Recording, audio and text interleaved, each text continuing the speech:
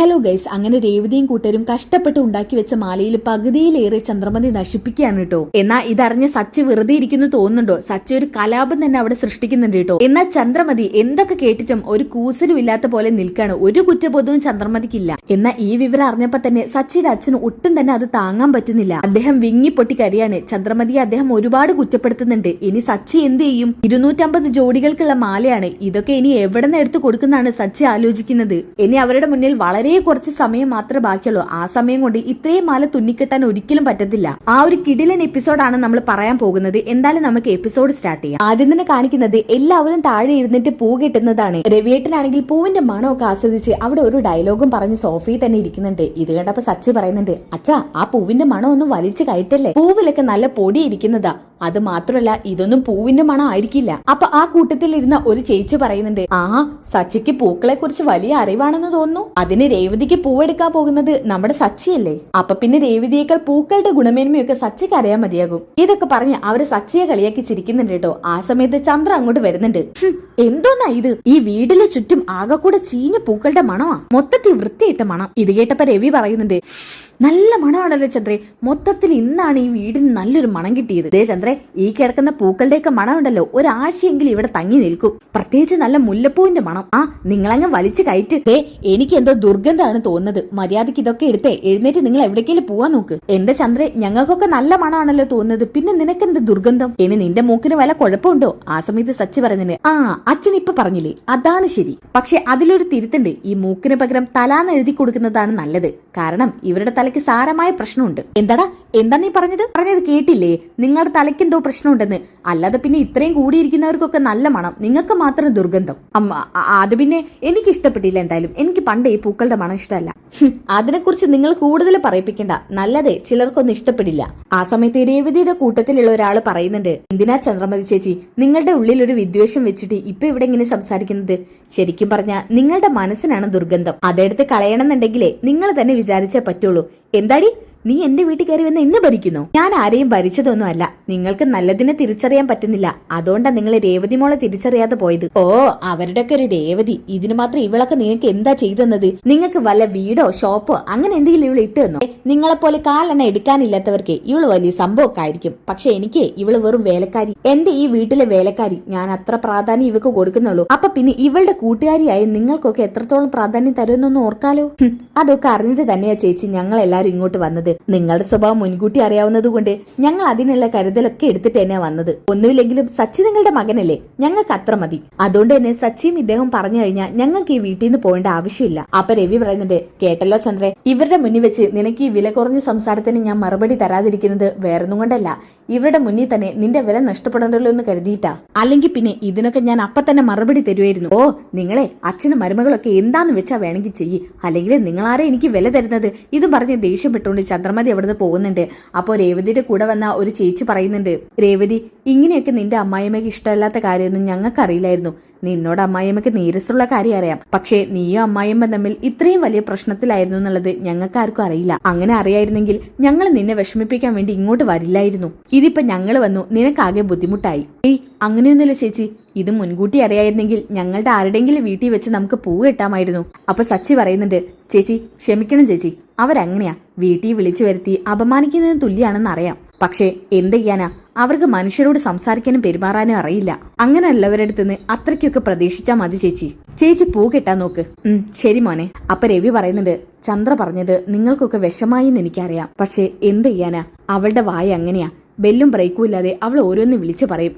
ഞാൻ നിങ്ങളോട് ക്ഷമ ചോദിക്കുക അവക്ക് വേണ്ടി. അയ്യോ ഇദ്ദേഹം ഞങ്ങളോട് ക്ഷമ ചോദിക്കണ്ട. ഇദ്ദേഹത്തിന്റെ ഭാര്യ എങ്ങനെയൊക്കെ സംസാരിച്ചതിന് ഇദ്ദേഹം എന്ത് പഴിച്ചു? അതുകൊണ്ട് ഞങ്ങൾക്ക് അതൊക്കെ മനസ്സിലാക്കാൻ അറിയും അല്ലേ? അപ്പൊ അവരൊക്കെ കൂടെ കൂടി പറയുന്നുണ്ട്, അതെ സാർ അവർക്ക് വേണ്ടി ഞങ്ങളോട് ക്ഷമ ചോദിക്കൊന്നും വേണ്ട. ഇതൊക്കെ കേട്ട് അവര് സന്തോഷിച്ചുകൊണ്ട് പൂ കെട്ടുകയാണ് കേട്ടോ. ആ സമയത്ത് ഏകദേശം പൂവൊക്കെ കെട്ടി തീരാറായിട്ടുണ്ട്. ആ സമയത്ത് രവി പറയുന്നുണ്ട്, ചന്ദ്രേ ഇവളിത് എവിടെ പോയി കിടക്കുക? കൃത്യസമയത്താണ് വർഷ അങ്ങോട്ട് കയറി വരുന്നത്. ഫ്ലവേഴ്സിന് എന്തൊരു സ്മെല്ലാ ഇവിടെ. ദേ ആ വഴിന്ന് തിരിയുമ്പോ തന്നെ എന്റെ മൂക്കിലോട്ട് നല്ല സ്മെല്ല് അടിച്ചു. നോക്ക് മോളെ, ദേ ഇഷ്ടം പോലെ പൂക്കളാ ഇവിടെ. അയ്യോ ഇതെന്താ ഇവിടെ നിറയെ പൂക്കളാണല്ലോ. ഇവിടെ എന്തെങ്കിലും ഫംഗ്ഷൻ നടക്കുന്നുണ്ടോ അച്ഛാ? ഹേയ് ഫംഗ്ഷൻ ഒന്നും അല്ല, രേവതിക്ക് ഒരു വലിയ ഓർഡർ കിട്ടിയിട്ടുണ്ട്. ആഹാ, ഏട്ടത്തിക്ക് പുതിയ ഓർഡർ കിട്ടി? അവക്ക് ഈ പ്രാവശ്യം കിട്ടിയതേ കുറച്ച് വലിയ ഓർഡറാ. നമ്മുടെ സച്ചയെ പിടിച്ചു കൊടുത്തത്. ആഹാ, അതേതായാലും കൊള്ളാം. നല്ല മണമുണ്ട് ഈ വീട്ടിൽ. അതെ, പ്ലീസ് ഞാൻ ഇവിടെ ഇരുന്നോട്ടെ, എനിക്കൂടി ഒന്ന് പോയിട്ടാൻ പഠിക്കണം. ഇത് കേട്ടപ്പോ തന്നെ ദേവു പറയുന്നുണ്ട്. പക്ഷെ വേണ്ട, ഇനി അതിന്റെ പേരിൽ എന്റെ ചേച്ചിക്ക് പഴി ഏൽക്കും. നീ കാരണം വെറുതെ എന്റെ ചേച്ചിക്ക് വഴക്ക് ഏൽപ്പിക്കില്ലേ. അയ്യോ ദേവു, ഞാനിവിടെ ഇരുന്ന് പൂക്കിട്ടിയെന്ന് കരുതിയിട്ട് ഏട്ടത്തിക്ക് എന്താ കുഴപ്പം? നീ എന്താ ഒന്നും അറിയാത്ത പിള്ളേരെ പോലെ? ഇവിടുത്തെ നിന്റെ അമ്മായിയമ്മയുടെ സ്വഭാവം നിനക്ക് അറിയാലോ. അവർ ഇത് കണ്ടോണ്ട് വന്നു കഴിഞ്ഞാൽ പിന്നെ എന്റെ ചേച്ചിയെ വഴക്ക് പറയും. പാവം അതൊക്കെ കേൾക്കണം. എന്തിനാ നീ ഇങ്ങനെ കേൾപ്പിക്കുന്നത്? ഇത് കേട്ടപ്പോ രവി പറയുന്നുണ്ട്. അതേ മോളെ, വെറുതെ ചന്ദ്ര വന്നു കഴിഞ്ഞാല് രേവതി മോളെ ആയിരിക്കും വഴക്ക് പറയാ. മോൾ അവിടുന്ന് എഴുന്നേറ്റ് പോവാൻ നോക്ക്. ആരെന്തൊക്കെ പറഞ്ഞാലും എനിക്ക് പൂ കിട്ടാൻ പഠിക്കണം. ദേ ആന്റി എന്തെങ്കിലും ഏട്ടത്തിയെ പറഞ്ഞു കഴിഞ്ഞാൽ അത് ഞാൻ ചോദിച്ചോളാം. എന്നെ പൂ കിട്ടാൻ പഠിപ്പിക്കുന്നതുകൊണ്ട് അവർക്കെന്താ കുഴപ്പം? ആ സമയത്ത് ദേവ് വീണ്ടും പറയാൻ വരുന്ന സമയത്ത് രേവതി പറയുന്നുണ്ട്. മോളെ, വർഷം ഇവിടെ ഇരുന്നോട്ടെ, കുറച്ചു നേരമല്ലേ. അപ്പോഴേക്കൊന്നും അമ്മ ഇങ്ങോട്ട് വരില്ല. വരില്ല. വഴി കൂടെ പോകുന്ന ഭാര്യ ചേച്ചി എന്നെ തലയിലോട്ട് എടുത്തു വെക്ക്. ഇത് കേട്ടപ്പോ വർഷ പറയുന്നുണ്ട്. ദേവു, നിനക്ക് എന്താ എന്നോട് ഇത്ര പ്രശ്നം? നിനക്ക് എന്നോട് എന്തെങ്കിലും വൈരാഗ്യമുണ്ടോ? എനിക്കൊരു വൈരാഗ്യമില്ല. എന്റെ ചേച്ചിക്ക് നീ കാരണം ബുദ്ധിമുട്ടുണ്ടാവരുത്, എനിക്ക് അത്രേ ഉള്ളൂ. ആ സമയത്ത് സച്ചി വരുന്നുണ്ട്. ഇതെന്താ ഇവളിവിടെ കയറി ഇരിക്കുന്നത്? നിനക്ക് വേണ്ടവരൊക്കെ നീ വിളിച്ചതല്ലേ രേവതി, പിന്നെ ഇവളെന്തിനാ ഇവിടെ ഇരിക്കുന്നത്? അത് സച്ചേട്ടാ, വർഷയ്ക്ക് പൂ കെട്ടാൻ പഠിക്കണം എന്ന് പറഞ്ഞു, അതുകൊണ്ടാ ഇവിടെ വന്നിരിക്കുന്നത്. അതെ, നിനക്ക് പൂ കെട്ടാൻ പഠിക്കണം എന്നുണ്ടെങ്കിലേ വേറെ ഏതെങ്കിലും കോഴ്സിന് പോയി ചേര്. പൂ കെട്ടാൻ പഠിക്കുന്ന കോഴ്സ് ഉണ്ട്, അതിന്. നീയേ ഇവിടെ നിന്ന് എഴുന്നേറ്റേ, വെറുതെ ഓരോ പ്രശ്നം ഉണ്ടാക്കാൻ വന്നിരുന്നോളൂ. പറ്റത്തില്ല, നിങ്ങൾക്ക് എന്നെ കഴിയുമെങ്കിൽ ഇവിടുന്ന് പിടിച്ച് എഴുന്നേൽപ്പിക്ക്. ആഹാ, നീ അത്രക്കായോടി. എടാ സച്ചി, മിണ്ടാതിരിക്കി. അവളെ പൂ കെട്ടാൻ വേണ്ടി പഠിക്കാൻ ഇരുന്നതാ. എന്റെ അച്ഛ, ഇവൾക്ക് കോടീശ്വരിയാണെന്നുള്ള നെഗളിപ്പുണ്ട്. പിന്നെ ഡബ്ബിംഗ് ജോലി ചെയ്യുന്ന ഇവളെന്തിനാ പൂ കെട്ടാൻ പഠിക്കുന്നത്? അതെ, ഡബ്ബിംഗ് എന്റെ പാഷനാണ്. അതിനോടൊപ്പം പൂ കെട്ടാൻ പഠിച്ചെന്ന് കരുതി എന്താ കുഴപ്പം? അയ്യോ, ഒരു കുഴപ്പമില്ലേ. ദേ, ഒരു മഹാറാണി ഇപ്പൊ ഇങ്ങോട്ട് എഴുന്നള്ളും. ആ സമയത്ത് നീ ഇവിടെ ഇരിക്കുന്ന കണ്ടാലേ വെറുതെ അവർ കിടന്ന് പ്രശ്നം ഉണ്ടാക്കും. അത് ഒഴിവാക്കാനാ പറഞ്ഞത്. എഴുന്നേറ്റ് പോവാൻ. പറ്റത്തില്ല, എനിക്ക് മനസ്സില്ല. ആന്റി എന്തെങ്കിലും പറയുകയാണെങ്കിലേ ഞാൻ ചോദിച്ചോളാം. എനിക്ക് പൂ കെട്ടാൻ പഠിച്ചേ പറ്റൂ. അപ്പൊ രവി പറയുന്നുണ്ട്. മോളെ രേവതി, വർഷമോളെയും കൂടി ഒന്ന് പഠിപ്പിക്കും. അവളെ തന്നെ ചോദിച്ചിങ്ങോട്ട് വന്നതല്ലേ. അങ്ങനെ അച്ഛന്റെ വാക്കും കേട്ട് ദേവുവും രേവതിയും കൂടി വർഷയ്ക്ക് പഠിപ്പിച്ചു കൊടുക്കുന്നുണ്ട് പൂ കെട്ടാന്. ആ സമയത്താണ് നമ്മുടെ ചന്ദ്രയുടെ എൻട്രി. ഇത് കണ്ടപ്പോ തന്നെ ചന്ദ്രയ്ക്ക് ആകെക്കൂടെ അങ്ങ് ദേഷ്യം വരാണ്. കാലി തുള്ളി അങ്ങോട്ടേക്ക് ചെല്ലുന്നുണ്ട്. എടി, അയ്യോ, എന്റെ മോളെ കൊണ്ട് പൂ കെട്ടിക്കുന്നു. എന്താടി നിന്റെ മനസ്സിലിരിപ്പ്? നിന്റെ മനസ്സിലിരിപ്പൊന്നും നടക്കത്തില്ല. മോളെ, വർഷമോളെ, ഇവള് നിന്നോട് പറഞ്ഞു പൂ കിട്ടാൻ. കൊള്ളാലോടി നീ. ഇവിടെ കൂടെയുള്ള പരിചാരങ്ങളും കൊള്ളാം. എന്റെ മരുമകളെ, നിങ്ങളെപ്പോലെ കാക്കാശിനും ഗതിയില്ലാത്തോടത്തുനിന്ന് കയറി വന്നതല്ല നിങ്ങൾക്ക് പൂ കെട്ടാൻ പഠിപ്പിക്കാൻ. Aunty stop. എനിക്ക് ഇഷ്ടപ്പെട്ടതുകൊണ്ടാ ഞാൻ ഇവിടെ ഇരുന്ന് ഇത് ചെയ്തത്, അല്ലാതെ ഇവരാരും എന്നെ നിർബന്ധിച്ചിട്ടില്ല. അപ്പൊ മോളോട് അങ്ങനെ പറയാൻ പറഞ്ഞു കാണുമല്ലേ? ആന്റിയോടല്ലേ മിണ്ടാതിരിക്കാൻ പറഞ്ഞത്? ഞാൻ പറഞ്ഞല്ലോ, എനിക്ക് ഇഷ്ടപ്പെട്ടിട്ടാ ഞാൻ ഇത് ചെയ്തത്. അതിന് അവരെ കുറ്റം പറയുന്നും വേണ്ട. ഇത് കേട്ടപ്പോ തന്നെ പൂ കെട്ടുന്ന പെണ്ണുങ്ങളൊക്കെ ഒന്ന് പരിഹസിച്ചിരിക്കാൻ കേട്ടോ. ഇത് കേട്ടപ്പോ തന്നെ ചന്ദ്രമതിക്ക് ദേഷ്യം വരുന്നുണ്ട്. മോളെന്തിന് ഈ ലോ ക്ലാസ്സുകൾക്കൊപ്പം ഇരുന്ന് ഇവിടെ ഇരുന്ന് പൂ കെട്ടുന്നത്? ലോ ക്ലാസ്സോ? അങ്ങനെ ലോ ക്ലാസ് ഒന്നും എനിക്കില്ല. എല്ലാവരും എനിക്ക് ഒരുപോലെ. എല്ലാവരും മനുഷ്യർ തന്നെയല്ലേ. മനുഷ്യർക്ക് എന്തെങ്കിലും വ്യത്യാസമുണ്ടോ? എന്നാൽ കൂടെ അവരൊക്കെ ചിരിക്കുന്ന അടപ്പോ ചന്ദ്രമതിക്ക് ദേഷ്യം വരാൻ കേട്ടോ. ആന്റി ഒന്നും മിണ്ടാതിരിക്കെ. ആവശ്യമില്ലാതെ ഏത് നേരവും രേവതി ചേച്ചി വഴക്ക് പറഞ്ഞോളൂ. ചേച്ചി, എനിക്കൊന്നുകൂടി പഠിപ്പിച്ചതാ. ഈ പൂവ് എങ്ങനെ അതിന് കെട്ടുക? എന്തായാലും ഇതൊക്കെ കണ്ടിട്ട് ചന്ദ്രയ്ക്ക് ദേഷ്യം വരാൻ കേട്ടോ. ചന്ദ്ര അവിടുന്ന് ദേഷ്യം പിടിച്ചിട്ട് മുറിയിലോട്ട് പോകുന്നുണ്ട്. എന്ത് മരുമകളെ എനിക്ക് കിട്ടിയത്? ഈ പെണ്ണിന് കുറച്ച് അഹങ്കാരം കൂടുതലാ. മറ്റുള്ളവരുടെ മുന്നിൽ വെച്ച് എന്നെ നാണം കെടുത്തി. ഇനി എങ്ങനെ ഞാൻ പുറത്തോട്ടിറങ്ങും? ആ പൂക്കാരി പെണ്ണുങ്ങളെ മൊത്തത്തിൽ ഇതെല്ലാവരെയും അറിയിക്കും, പ്രത്യേകിച്ച് ആ കുടുംബശ്രീ മുഴുവനും. എനിക്ക് ഈ നാട്ടിലെ വിലയില്ലാതായി പോവല്ലോ. എല്ലാത്തിനും കാരണം അവൾ ഒറ്റ ഒരുത്തിയാ, ആ രേവതി. അവക്കിട്ട് ഒരു 8ന്റെ പണി കൊടുക്കണം, എന്നാൽ എനിക്ക് മനസ്സമാധാനം വരുള്ളൂ. അവക്കിട്ട് മാത്രമല്ല, വർഷമോൾ എന്നോട് അങ്ങനെയൊക്കെ പറഞ്ഞപ്പോ കൂടെ ചിരിച്ച അവൾമാരോട് എനിക്ക് പ്രതികാരം ചെയ്യണം. എന്താ അതിനിപ്പോ ഒരു മാർഗം? ഈ ഐഡിയ ഏതായാലും കൊള്ളാം. അവർ കെട്ടിയുണ്ടാക്കിയ പൂവൊക്കെ നശിപ്പിക്കണം. ഇതും പറഞ്ഞ് ചന്ദ്രമതി നേരെ ഒരു മുറിയിലോട്ട് പോകുന്നുണ്ട്. ഇവിടെ ഓരോ പെട്ടിയിലാക്കി വെച്ചേക്ക് ഓരോ മാല ശരിയാക്കി തരാൻ ഞാൻ. തൽക്കാലം എലി നശിപ്പിച്ചതാണെന്ന് പറയാം. ഇതും പറഞ്ഞ് ആദ്യം തന്നെ ചന്ദ്ര കുറച്ച് ഉപ്പെടുത്തിട്ട് പൂവിന്റെ മേൽ നന്നായിട്ട് വെതറുന്നുണ്ട് കേട്ടോ. എന്നിട്ട് കുറെ അങ്ങോട്ടും ഇങ്ങോട്ടും ഒക്കെ പിച്ച് ചീന്തി മാല ഒന്നായിട്ട് നശിപ്പിക്കുകയാണ്. എന്നിട്ട് അറിയാത്ത മട്ടില് മാറി നിൽക്കുകയാണ് കേട്ടോ. എന്നിട്ട് ഇവരെ നന്നായിട്ട് വീക്ഷിക്കുന്നുണ്ട്. അങ്ങനെ ഇവരുടെ പണിയൊക്കെ കഴിഞ്ഞു കഴിഞ്ഞപ്പോ സച്ചി പറയുന്നുണ്ട്. ഇപ്പോഴാ ഒന്ന് ആശ്വാസമായത്. 500 മാലയും ശരിയായല്ലോ. ഇനിയിപ്പൊ നമുക്ക് നേരെ കൊണ്ട് അവിടെ കൊടുക്കാം. സമയം ഒട്ടും വൈകിക്കണ്ട. ഇനി വൈകിച്ചാലേ അത് വിഷയാകും. രേവതി, ഇത് ലാസ്റ്റ് ബോക്സ് അല്ലേ? ഇതും കൂടി ഞാൻ അവിടെ കൊണ്ടുവച്ചിട്ട് വരാം. ഇതും പറഞ്ഞ് ആ ലാസ്റ്റ് ബോക്സ് എടുത്ത് മുറിയിലോട്ട് പോവാണ്. സച്ചി മുറി തുറന്നിട്ടും അവിടെ കാണുന്നത് പൂക്കളൊക്കെ വാരി വിതറി ഇട്ടിരിക്കുന്നതാണ് കേട്ടോ. ഇതെന്താ ഇങ്ങനെ? രേവതി, എന്താ സച്ചിയേട്ടാ? അതവിടെ ഒരു ഭാഗത്ത് ഒതുക്കി വെച്ചാ മതി. രേവതി, ഒന്നിങ്ങ് വന്നേ. ഇതെന്താ ഇങ്ങനെ? ഏതാ സച്ചിയേട്ടാ? പൂക്കളൊക്കെ എന്താ ഇങ്ങനെ? അതല്ലേ ഞാൻ ചോദിച്ചത്, ഇതെന്താ ഇങ്ങനെയെന്ന്? എന്താ പ്രശ്നം? ഇതും പറഞ്ഞിട്ടാണ് ചന്ദ്രമതി അങ്ങോട്ട് വരുന്നത്. എന്നാൽ ചന്ദ്രമതിയുടെ വരവും ആക്കലും കണ്ടപ്പോ തന്നെ സച്ചിക്ക് മനസ്സിലാവാണ് ചന്ദ്രമതി ഇതിന് പിന്നിലുണ്ടെന്ന്. എന്താ? അയ്യോ അമ്മേ, മാലയൊക്കെ ആരും നശിപ്പിച്ചിരിക്കുന്നു. അയ്യോ, എത്ര നേരത്തെ കഷ്ടപ്പാടാ ഇത് നിങ്ങളുടേത്.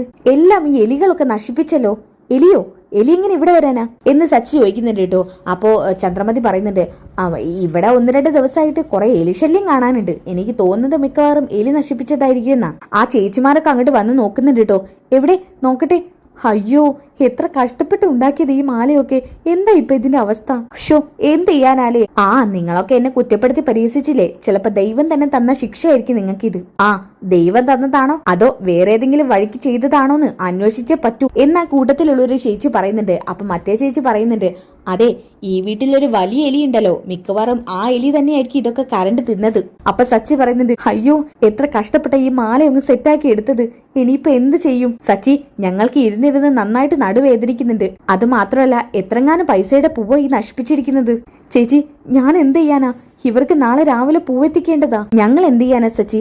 ഞങ്ങൾ പറഞ്ഞില്ലേ, ഇരുന്നിരുന്ന് നടുവൊക്കെ വേദനിക്കുന്നു. നിങ്ങൾക്ക് നഷ്ടം മാത്രമേ ഇനി നിങ്ങൾ വാങ്ങിക്കൊണ്ടെന്നാലും ഉണ്ടാകൂ. എന്നാലും എന്റെ രേവതി, ഇതാരോ മനഃപൂർവ്വം ചെയ്തതാ. ഞങ്ങൾ ഇങ്ങനെ കഷ്ടപ്പെടുത്തേണ്ടിയില്ലായിരുന്നു. ചേച്ചി, നിങ്ങൾക്കുള്ളതൊക്കെ തരാം. നിങ്ങൾ അങ്ങനെ ബുദ്ധിമുട്ടാവണ്ട. വേണ്ട സച്ചി, എന്തിനാ ഞങ്ങൾക്ക് ഇനി കാശ്? നിങ്ങൾക്ക് ലാഭമൊന്നും കിട്ടാതെ നിങ്ങളുടെ അടുത്തുനിന്ന് കാശ് വാങ്ങുന്നത് ശരിയാണോ? അപ്പൊ ദേവ് പറയുന്നുണ്ട്, ചേച്ചി, എന്താ ചേച്ചി ഇതൊക്കെ? ഇത് മനഃപൂർവ്വം ആരോ ചെയ്തതാ. ആ സമയത്ത് സച്ചി പറയുന്നുണ്ട്, അതെ, നിങ്ങളാണോ ഇതിന്റെ പിന്നിൽ? എന്ത്? ഞാൻ പറഞ്ഞില്ലേ ഇവിടെ എലിശല്യം കൂടുതലാണെന്ന്. എലി ഏതാന്നൊക്കെ ഞാൻ കണ്ടുപിടിക്കുന്നുണ്ട്. നിങ്ങളാണെങ്കിൽ ഈ സച്ചിയുടെ തനി സ്വരൂപം നിങ്ങൾ കാണും. കേട്ടോ? മനസ്സിലായോന്ന്? ഇത് കേട്ടപ്പോ തന്നെ ആകെ ചന്ദ്രമതി പേടിച്ച് വിറയ്ക്കുന്നുണ്ട് കേട്ടോ. ഓക്കെ, ഇനി നല്ല കിടിലൻ ത്രില്ലടിപ്പിക്കുന്ന ഡിസ്റ്റ് അറിഞ്ഞ എപ്പിസോഡാണ് കേട്ടോ. ഇനി എന്തൊക്കെ ഉണ്ടാകാൻ പോകുന്നതെന്ന് അറിയണ്ടേ? അപ്പൊ ആ എപ്പിസോഡ് കിട്ടാനായി ചാനൽ സബ്സ്ക്രൈബ് ചെയ്യുക, വീഡിയോ ഒന്ന് ലൈക്ക് ചെയ്യുക, നെക്സ്റ്റ് എപ്പിസോഡ് ഒന്ന് കമന്റ് ചെയ്യുക. അടുത്ത വീഡിയോയിൽ കാണുന്നവരേക്കും എല്ലാവർക്കും ബൈ ഗായ്സ്.